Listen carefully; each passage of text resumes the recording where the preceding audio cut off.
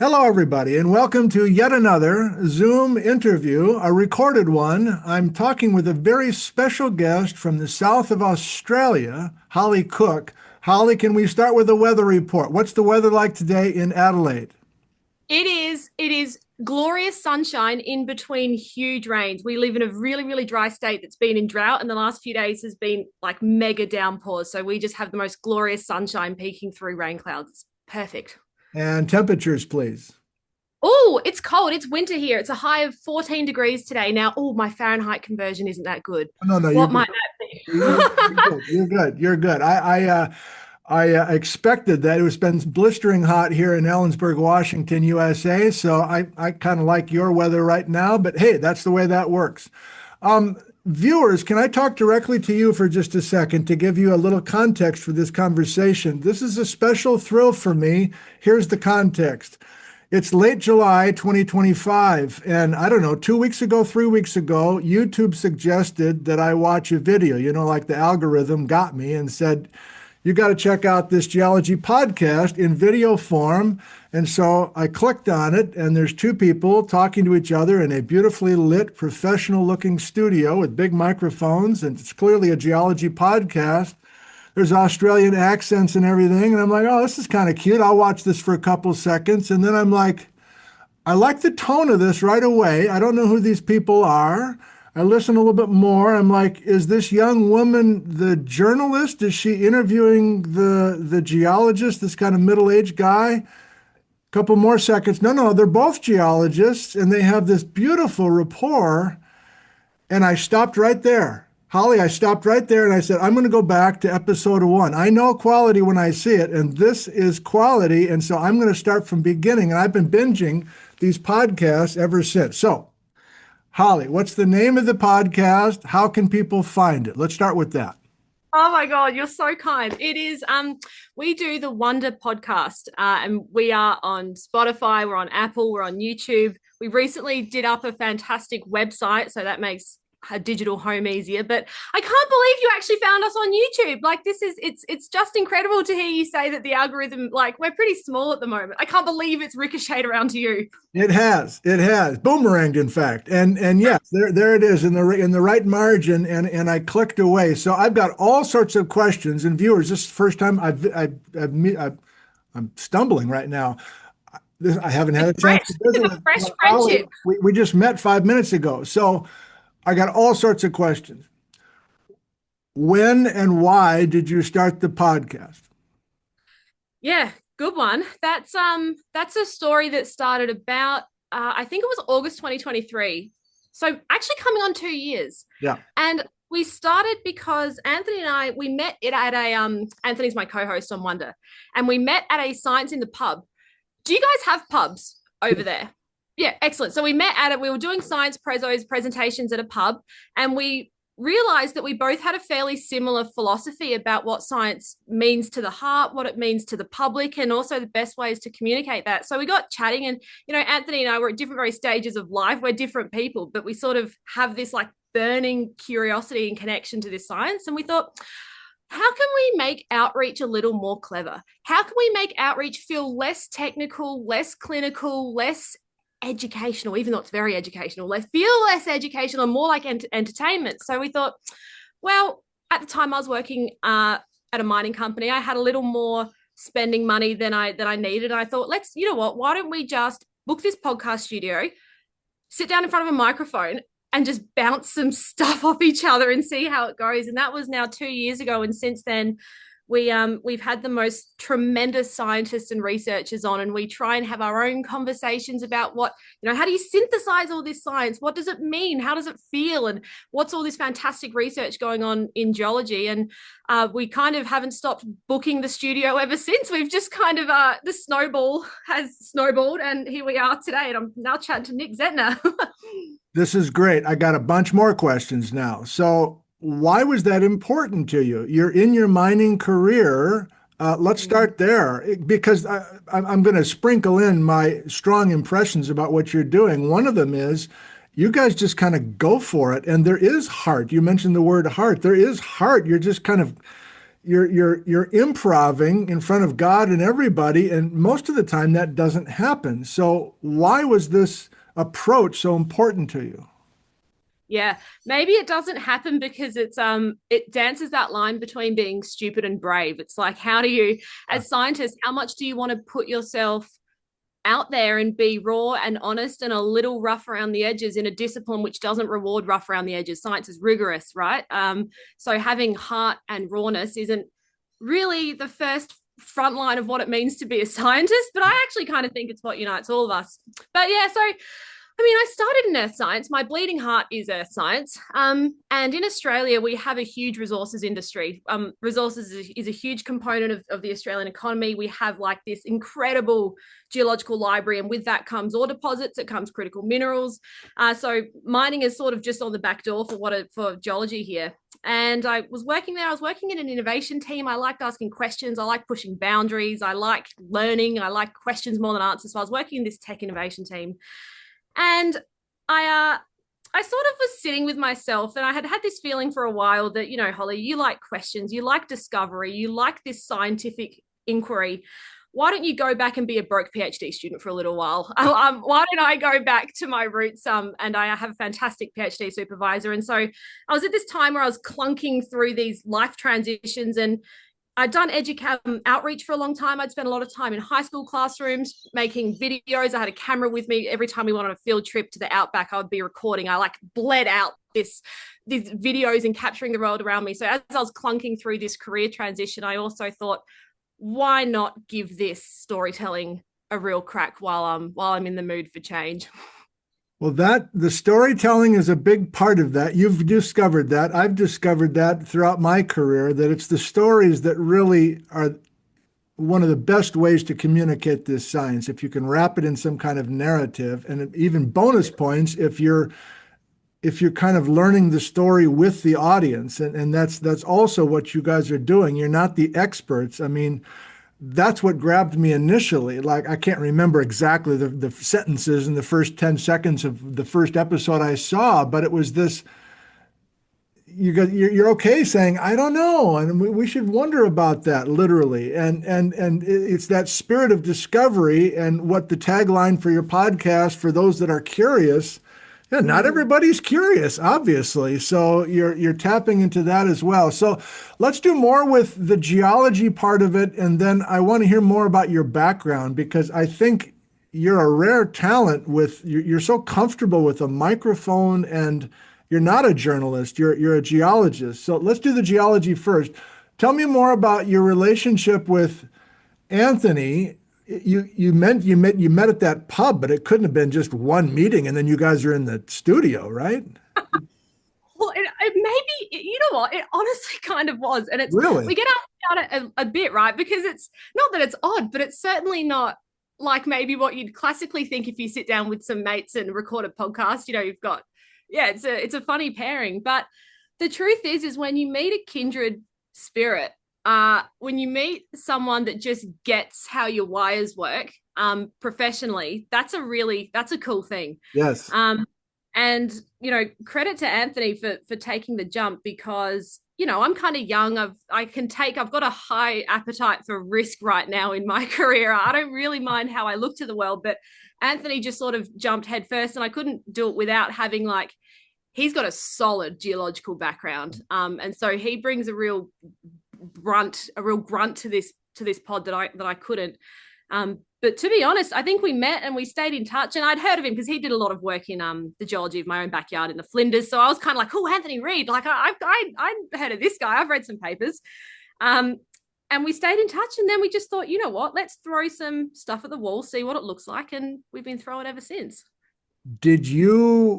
At what point did you say, look, we're going to do this? I'm going to book a recording studio. We're going to hire some professional people to record this right. Did you have to convince him, or was he up for it without hesitation? I think he had used the studio before. Oh. And I actually kind of think actually booking the podcast studio itself, I had been thinking of podcasts before, but he brought the studio contact. I can even remember the phone call. I was standing in my boyfriend's bedroom at the time, and I think I was just getting ready to go to uni, and we were just having a chat on the phone. And I think I honestly think that's the phone call where the logistics started coming into place. Was in my partner's bedroom a couple of years ago, like putting on my shoes, getting ready for work. Well, for those that don't consume podcasts that often, you can just do an audio podcast. I do an audio podcast only. I don't do a video thing, but in your case, it's audio and video. So I've been traveling a lot this summer, and so I'm listening to you guys in my car as I'm driving. In fact, I was just painting in the basement, listening to a bunch more. And then if I really like a guest, then I go back and find the video. I want to add the video to it. And so you've got that's an impressive studio. There's 3 or 4 cameras, and who does the editing? Is this a whole professional team that does this, or It is it is. one person? Oh, the legends. There are legends behind it. So it's a little local studio called Pod Booth, and Rory and Squiz, they are the men behind the cameras, and it's legit. There's actually like 7 or 8 cameras, and they do our lighting, they do our editing, and it costs a pretty penny. However, the skill, time, and acumen behind putting together such a production, that's good, because there's only so much time in a day that you have. I'm still a full-time PhD researcher, right? Like there's time crunches, and there's a huge component of time that goes into actually making the thing, not just doing the content, but like the computer work, the microphones, the cameras. And Yes. I would rather say you guys are really good at this. We're gonna use you. You're the experts.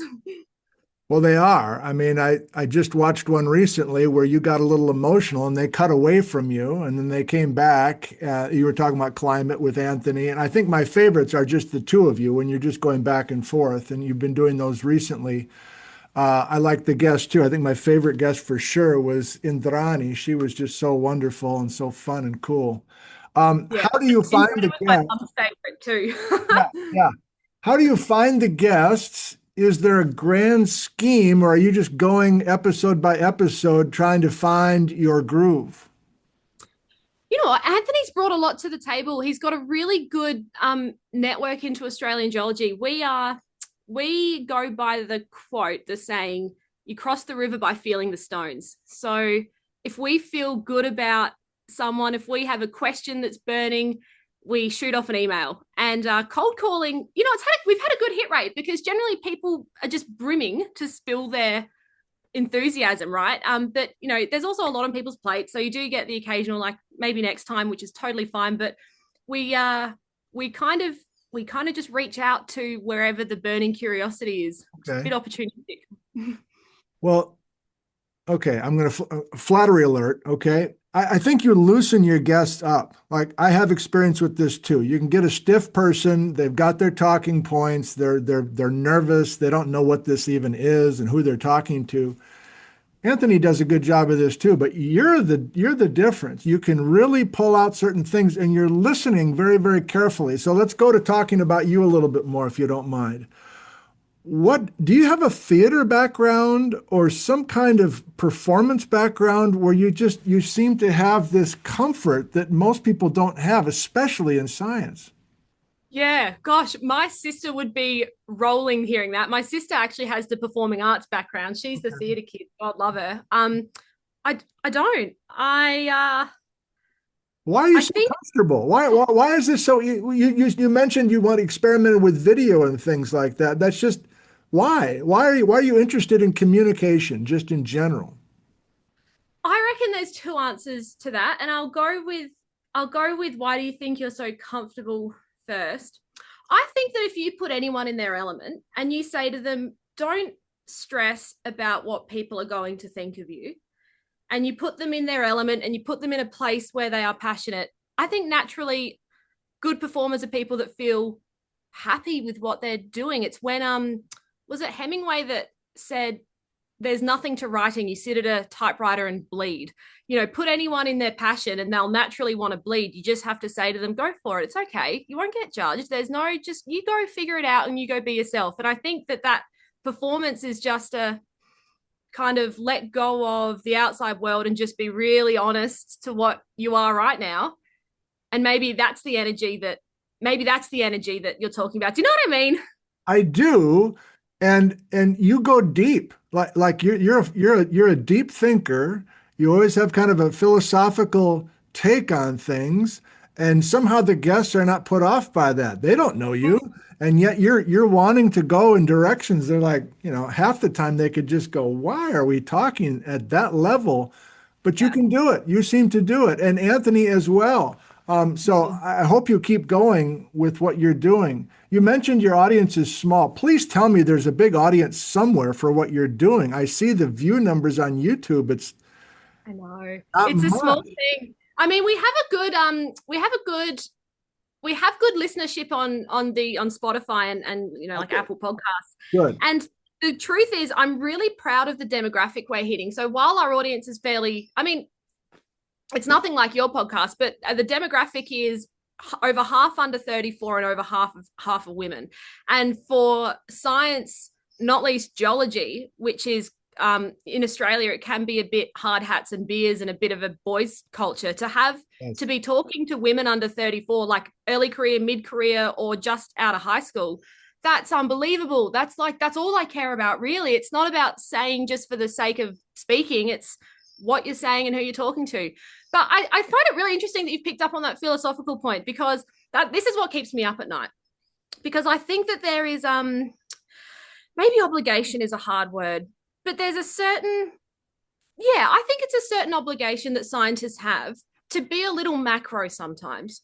Um, Today is just a point in time, and geologists know more than anyone that time is an expansive thing, but it also runs forward. And you have to plant trees so that people can sit in its shade, right? You have to cast your eyes forward. And as a scientist, wonder what today and the mechanisms of today and the mechanisms of the ancient past, how we come together and use the earth, inhabit the earth, expend the resources, how we connect to these natural worlds and have them infill our lives on the day to day. That is the role of a scientist, is to take knowledge and take it and make it into a perspective. Well, maybe that's a secondary role of a scientist, but I do think that there is an obligation to do that. And not everyone finds that interesting, and that's fine. Like, that's cool, but I find it interesting, so I'm going to chat about it. What you did right there is exactly what I'm talking about. And those that are watching this right now, viewers, if you gravitate to what we're doing right now, these episodes are waiting for you. I mean, this is not a common thing, and you have the ability to express it. We're not trained in this. I wasn't trained in this. You're just tapping into some kind of natural ability, and I hope that you keep going. I'm surprised that it was your money that you just used to rent this podcast studio. Is your university tied to this at all? Do you have industry now somehow sponsoring what you're doing, or are you still footing the bill for everything?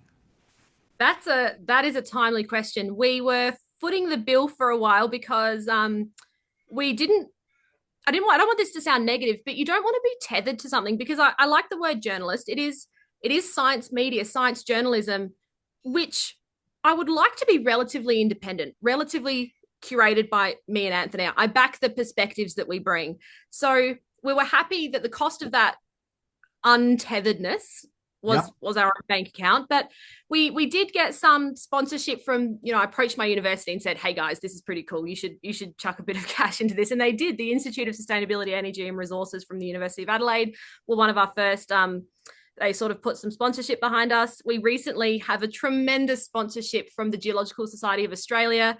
Again, we have another partnership with it's an Australian Research Council Centre and Critical Resources for the Future, which is a sort of conglomerate of research tertiary institutions in Australian industry. But this is now 2 years on from starting. So these sponsorships are only in the last maybe 10 months, which is a huge relief, because I don't need to make money from this. My happiness comes from just spilling my guts into a microphone, right? So, but to have to not pay for it while completing my PhD, that's wicked. Okay, let's talk about your PhD briefly, and then I think I want to finish this by getting broad, but also talking about the role of academia, and yet being kind of a free spirit and doing your own thing with integrity. And I'll share some of my stuff if it's interesting to you, but I want to tap into that as well. And we can go dark here perhaps a little bit with. I have some pretty strong feelings on the matter. So let's start with the PhD. So in the middle of all of this, You're a PhD student. Are you no How longer good? are you no longer working for the mining company? No, I'm not. So I worked for a little mining company called Oz Minerals. They were bought out by a big mining company, BHP. I did my an honors research project in looking at mining waste. One of the biggest industrial waste on the planet is our mining waste. So looking at how we can be more creative, clever, and economic about what does circular mean in resources. Hmm. But then I completely pivoted and I went back to a longtime mentor of mine, Professor Carl Spanler, and I'm looking at the weirdest, most exotic, and I'm rocks. I was going to call them igneous, but that's not even really helpful. Looking at the most exotic rocks called carbonatites, and Yeah. you look, the jargon becomes insane. So I don't need to get into it too far, but they are fantastic magmas that behave so strangely. And I'm constantly up at night thinking about thermodynamics, which is not something that I ever thought or wanted to be spending my nights thinking about. But I'm going into these wonderful scientific places. I love it. I love it. So that has that been a life goal for yours to get a PhD, or did you just want to go deeper because you were so curious, or is there another reason that propelled the PhD thing? Why didn't you just stay with the minerals career? Mm. I need to. A friend of mine, Jess Doherty, she described to me that you need to get out of bed and fist pump the air about what you're doing. And my parents have been huge in my life for just telling me, giving me permission to chase what it is that I believe in. But I've had people around me that have constantly reassured that you'll become good at in places that you're passionate about. So I was at a point where I wasn't necessarily getting out of the bed and fist bumping the air, and I knew that I was too young and there was too much excitement out there that I could just go and make for myself. I needed to go and be a bit more honest to what I wanted to do at the time, and that was to go back into research. So I literally just approached my supervisor, Carl. I think I was in Switzerland at the time. It was just my honors year had just finished. I was traveling with my partner, and we were in this beautiful Swiss Alps town, and I was feeling all very inspired. I was in the mountains. I needed to go and be honest to my love of geology. Exactly. And I was like, Carl, what are the research options here? Let's have a chat when I get back. And I've been with him ever since. Okay, well, the last part of this then will be talking about the track that you're on in the ivory tower, the academia world, and then this, which from my experience, I'm not going to choose my words carefully. I've been at this university a long time. I'm quite innovative in what I've been doing. It's totally my thing. I'm sitting in my office, I'm at a university, but I'm basically invisible here, even though I'm the most public face of the university. It just does not seem to work or connect with people who work in this structured environment. And so I view universities as being dinosaurs and being the last people to realize that there's a post-COVID world and there's ways to reach out and there's the role of communicating science is so important, blah, blah, blah, blah, blah. So I'm personally kind of worried about you as you go deeper into the PhD world. Can you keep this other interest, which I think is a totally different, almost like for fun? It shouldn't be for fun. It should dovetail beautifully with what you want to do professionally. But I wonder if it will be able to, you can mix those two thoughts. Have you run into any of these conflicts that I'm talking about? Oh yeah, that kind of paradox is unfortunately, I suspect it occurs in most places. Because Yes. I answered your question with why did you change? I've answered a lot of your whys with a practical sort of Holly reason, Yes. but sitting the undercurrent of all of my whys is um, stories and connection to capital N nature. That matters. That's not just something faffy and out there in the background. It's, Right. nice to go camping once in a while, even though it is like, no, no, no. Using knowledge to empower, inspire, and spread just a basic sense of awareness about how embedded in natural systems we are, what they mean for our lives. There's prosperity. There is deep human prosperity that comes from a deep, rigorous connection to natural systems. Like Australia has, for our First Nations people, like that's the oldest continuing culture in the world. That like our connection to nature is not a new importance for us. It's a very ancient one. And geoscientists sit and we do that in a technical sense, but we need bridges. That connection isn't necessarily natural anymore. Yes, So yes. you need to that sort of the places where you forge that feeling, not necessarily facts. Well, there's all got to be fact based, but just spitting facts at someone doesn't help them feel. So Right. and it's an unknown, Nick. I just have to maybe have some of that courage and trust that for as long as I can keep being honest to what I want to do, which is be a bridge between science and culture, that I can, we find each other, don't we? Kindred spirits, we find each other. We'll help each other. We've got to Totally. back ourselves. Yes, and kind of part of what you're describing right now, I'm thinking of many people's perception of what I'm doing. I don't think it's even the geology that much. I think it's a connection with other people, and I think they're impressed that there's such deep interest in a certain lifestyle and topics and curiosity and driving and all of that. But it's just an open kind of community where everyone's part of it, and your podcast is part of that. But I could easily see you. I don't know if you still do in-person things or you've given lectures or anything like that, but I mean, maybe you don't have a sense yet of the audience that you have or could have in the next few months, and just that outpouring of people of all backgrounds. You mentioned the female audience and the young audience. That's that's a big part of this, right? For you especially. Huge. It's huge. I think and there's a space to bring people together. Like the truth is social media, like you need to go to town squares. You need to be where people are at, and people are at town squares, and those town squares are digital right now. So you have to play in this digital space, but goodness, there is a much needed space just to be around other people in person. So that's on the horizon.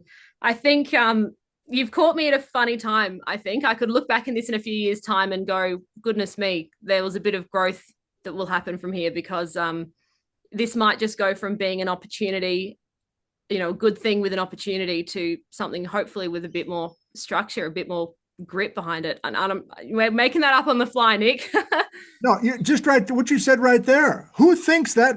Who has that perspective to think of yourself looking back on you right now? I mean, that's Geologists, time. We are masters of time.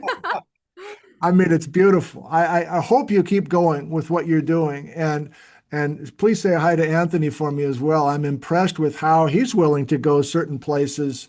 I assume you're leading him, but he's open. He's got kind eyes, and he's not a big know-it-all either. So that connection that you guys have is really, really impressive. Yeah, he's a gem. And I think I will just dwell there, because it does his integrity and his sign and he's just like just a good lad. People that you want to have a cup of tea with. They are, you got to hold on to him. So Anthony is an absolute driving force behind it. It's a bit yin and yang. It's a good setup. Nice. Well, Holly Cooke, thank you for your time. Please hold the line. I'm going to stop the recording, but we'll chat for a couple more minutes. But Good.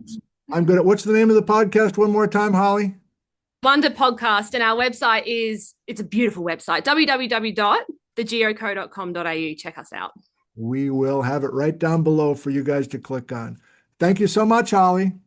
Thanks, Nick. Can't wait to stay in touch. I'm planning my trip to the Pacific Northwest already. You're welcome anytime. Thank you. See ya.